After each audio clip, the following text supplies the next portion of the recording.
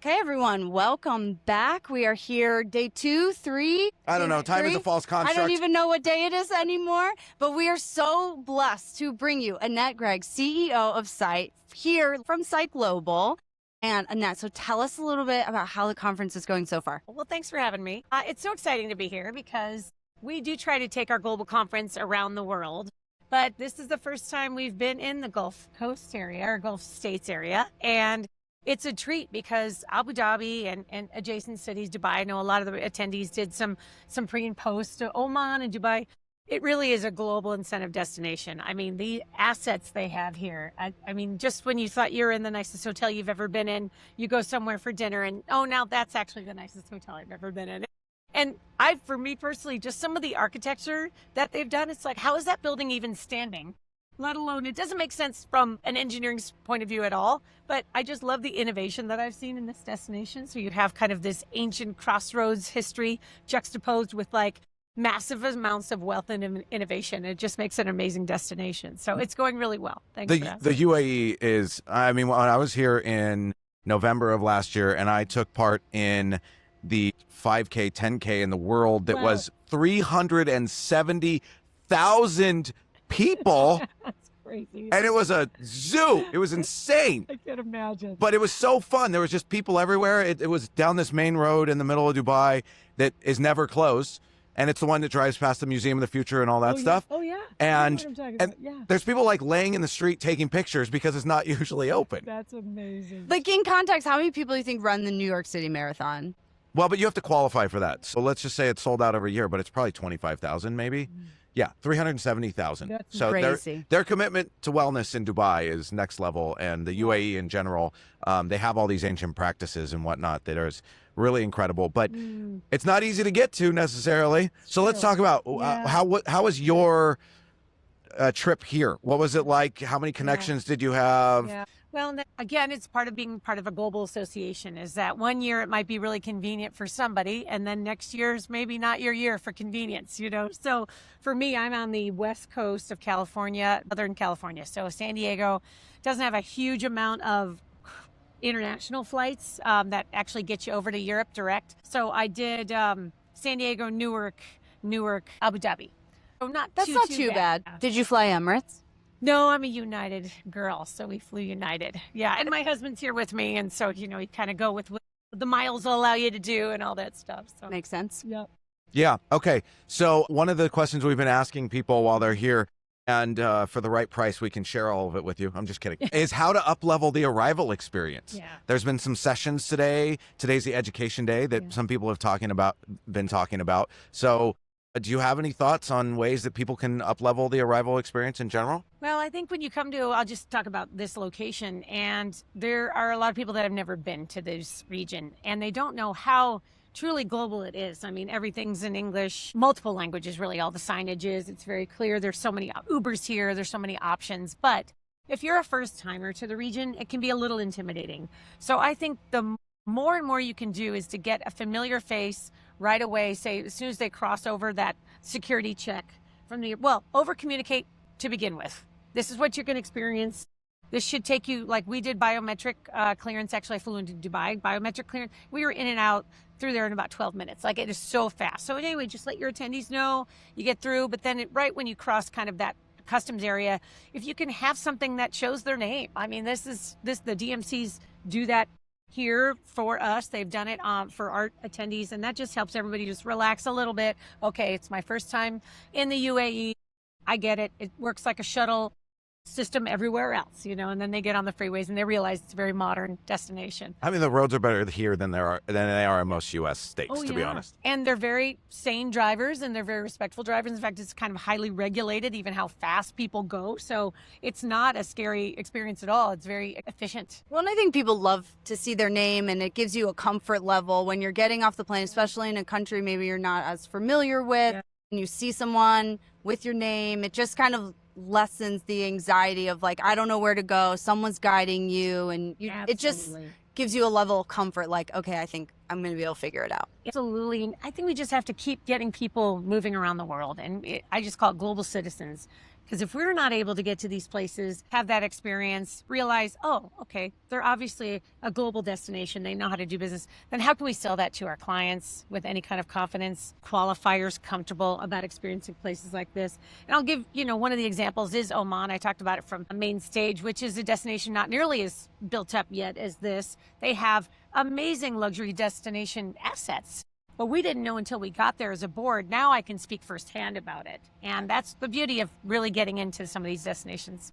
And something else we are curious about, we've been asking attendees what they're excited about, but you know what's coming. You know all the surprise and delights. You guys are always pushing the boundaries at your conferences of what's possible and those surprise and delight moments. What's something maybe you guys did this year that you haven't done before that had you really excited? Or that's yet to be done, because this isn't live. Yeah. People are going to see it later. So if it's tonight, you can say if there's Yeah. going to be something awesome that happens. Yeah, we will. And I think part of the balance is, what is traditional education looking like now? So when you are buying your experience at an association conference, you want to get your money's worth.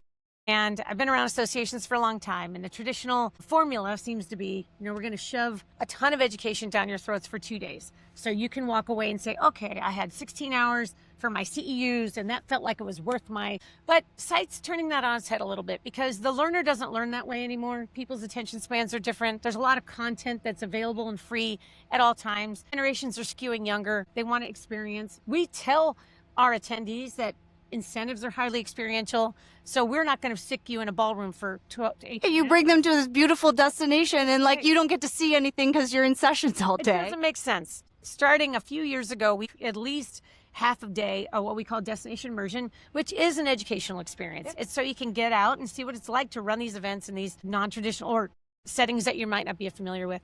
So tonight is a big final night activation, because it is a choose your adventure. So when people registered, they got to tell us kind of what level of immersion they wanted for tonight. Tonight's our desert experience, our final night. And it's interesting, I'll tell you what was tricky about it, but what I do like about it, so depending on your level of comfort with kind of thrill, you can choose a more aggressive Jeep ride through the desert. You can choose just a level Jeep ride through the desert. Or, hey, I don't want to go through the desert. I'll just meet you guys at the actual party and meal. You can just take the coach. Would you be surprised that I chose the 4x4 dune smashing option? I am not surprised. I think you'll be driving the Jeep. I think that's what I'm seeing. Okay, Yeah. you know what? Yeah. I actually asked, I said, is there a driving option? Because I'd rather do that. Fun thing, when I was in sales way back in the day, before I had gotten into events, but I didn't know I wanted to do events, but apparently I knew, I used to have a 4x4 truck club to bring Cool. people together and do events. Oh my God. Well, this is why Anyways, David and sorry. I are good Okay. friends, Yeah. because I also am an avid off-roader and started a Jeep club when I my lived God. in Georgia and was on a Dubai pre-fam, and we had a night in the desert, and I was basically begging them to let me drive. Did they let you drive? No. Of course not. Of course I they guess I think didn't. you have to have a special license. You do. I'm sure. Yeah. I'm sure they don't want anybody getting hurt. So I think the tricky part from an event logistics point of view, for the professionals listening to this, is that a lot of international flights leave kind of 1 a.m. These airports run 24 hours a day. So when you're planning your traditional incentive program, you're like, okay, well, everybody will just leave on that final departure day. Well, no, some people have to leave on night 3, which is tonight. So changing the timing of that, making sure that everybody gets back from that desert experience in enough time, and people don't kind of panic about, oh, do I have enough time to get to the airport and everything? So that's been a good learning for everybody. So you're excited about tonight? That's Sure. that's your most, Yeah. okay, all right. Now, I have done the aggressive Jeep thing before, so I'm doing the second Jeep, the chill Jeep, because I want to go through the desert. I want to get there, I want to go through the desert, but I don't need to do the whole, Fair enough. are we going to Okay. roll this thing experience. Okay. All right. Well, no, that's exciting. I'm excited to do it. When I was here last time, I participated in a thing called Sanctuary. I don't know if you've heard of it, or Sanctum. It's called Sanctum. Sanctum. Sorry, it's this whole thing. And it was this whole desert walk experience thing that wasn't really my cup of tea, but I'm glad I did it. But so I'm excited to get back out into the desert. Okay, so that's your highlight. I think the next thing is one of the things that you talked about that I was really excited about was joy. Our show is called Return on Wellness, and we talk a lot about how social health impacts people's physical and mental health. That's right. And with joy being, where did that spark come from? Yeah. I love this topic. So my keynote yesterday was on awe and wonder. But it really is all tied in, because one thing that happens physically with us is when we put ourselves in these kind of wondrous and curiosity invoking experiences, we release oxytocin in our body, which is a happy chemical, right? It's our reward chemical. It allows us to experience joy and euphoria, versus when we're in a stress situation, a fight or flight mode, and we have more cortisol, we physically can't even go there with that. So the fact that that was already our keynote and our theme for the year. And then we partner with Bishop McCann, which is our new events agency. They have what's called the Joy Index. They have a technology platform that measures your reactions through your wearables. So if you're wearing an Aura ring or a light, there you go, an Apple Watch, and it connects when you're Like what's your my joy experience score of right now? Exactly, your joy score. So when that helps as a show organizer, we can look back at that detail later and go, okay, they really resonated with this, that keynote speaker, or that musical performance, or that breakout session was a hit because people were really engaged. And then, other things that we can connect and we can correct for the next time. We don't have the time, but I definitely want to dig into this and find out how this thing works. We'll have to sit down with Bishop McCann at some point soon. Or the app developer. There you go. 6, I think it's called, is the app. But and then it really ties into with what our keynoter talked about, James Taylor. So he is traditionally an expert in AI, but it's really Hold on. Not that James Taylor.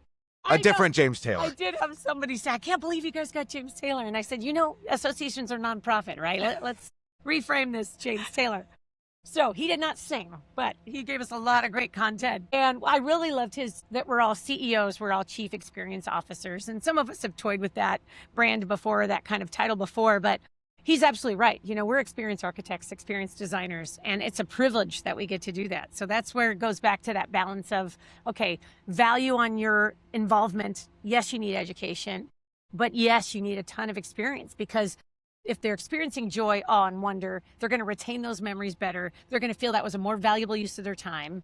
And that is sometimes even weighs heavier than 16 hours of school-led education. Absolutely. Okay, well, wrapping up here. Speaking of experiences, your favorite question. My favorite question, because, Event About is all about storytelling and the behind-the-scenes stuff that we normally don't share. Yeah. You've been in the industry a long time, been to a lot of events. So give us a fun story of maybe an attendee behaving badly, a speaker going rogue. Tell us the story. A speaker going rogue. That never happens. Talk about our story today. This is a really good one. And he's so lovely, James Taylor. So this happened just in real time a few hours ago. At the traditional thing we do is we reveal next year's destination. It's kind of a big to-do.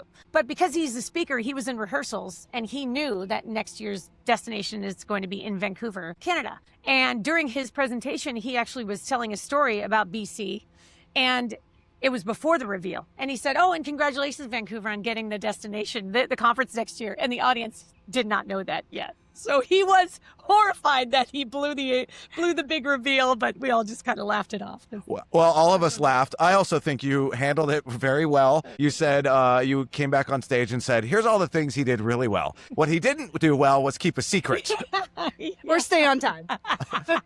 That is funny. I think he lost most of his time while he was blushing from blowing it on the I know. on and the he's reveal. So lovely, right? He's such a nice guy. But that is because some of the behind the scenes stuff. So of course our team, the association team, we all are on a chat, of WhatsApp chat during all this stuff. And, the emoticons and the communication that was going on when this happened was just so funny. Like, holy, what just happened? And just like, here you go. It's live events. This is what we do. Right? We love it. Well, thank you so much for sitting down with us. I think we could probably sit here and talk for hours and hours and tell story after story. Thank you for taking time out of your very busy day to sit down with us for a quick conversation. And thank you for taking a picture with me and the most famous celebrity here, Bugs Bunny. We got a picture with Bugs Bunny last night. Well, I can't wait to see it. Thank you both for being here, and thanks for continuing to move our industry forward. Yeah. Oh, wait. Hold on. Yeah. There's something I found out about today. I don't even know if you know about it. You probably know about it.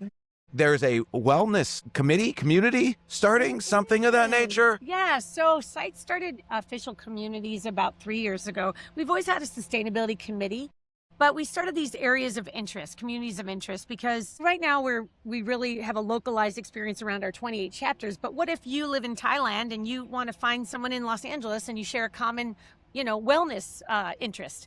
So we started these communities. So we have sustainability community, women in leadership, diversity, equity, inclusion, and we also have a wellness, because we know that we don't do wellness very well in our industry. And we have a lot of our friends and coworkers that, get pretty burnt out from this career. And we don't want that to happen. We want people to have long, prosperous, healthy experiences in our industry.